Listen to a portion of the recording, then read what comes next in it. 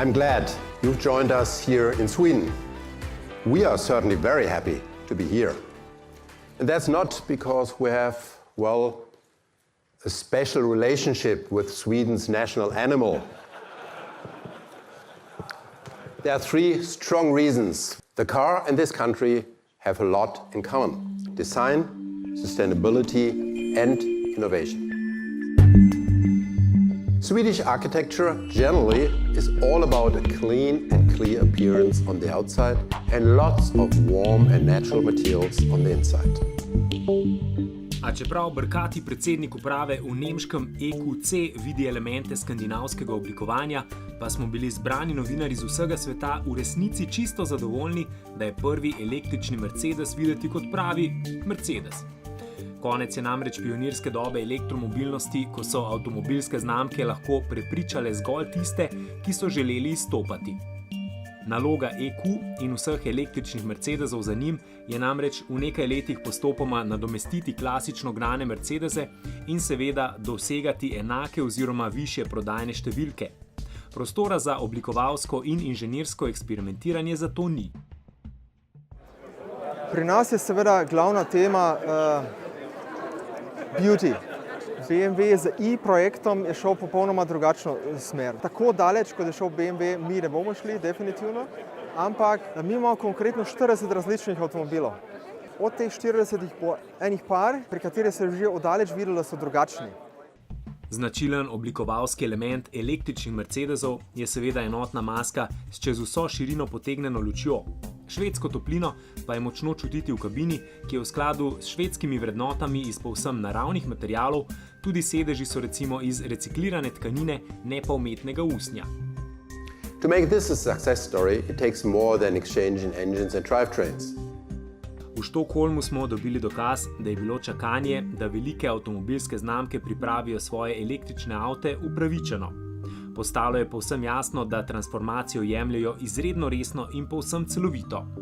Še posebej se to kaže pri sami uporabi avta. Instead of having, let's say, 15, 20, 25 providers, each of them you need an individual account.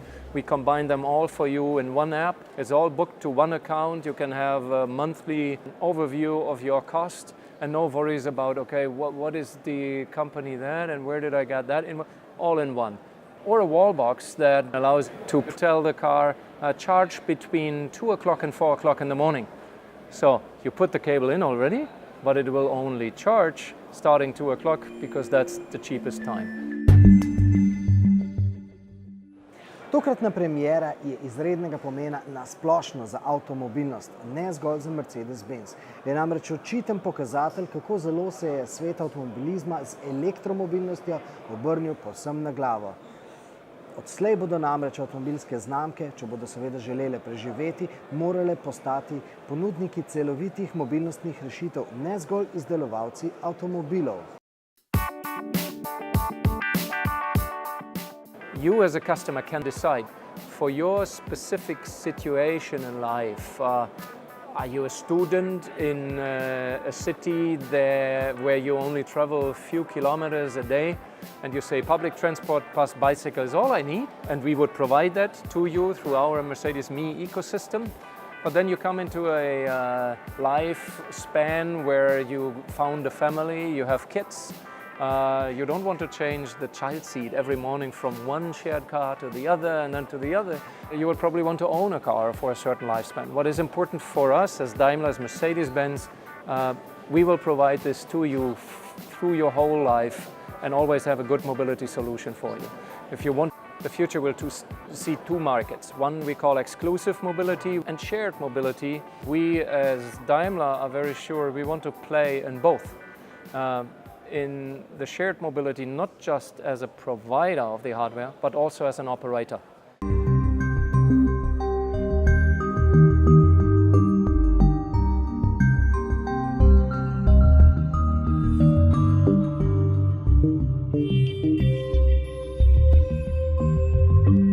I believe no other auto manufacturer is in a better position across all means of transport than we are.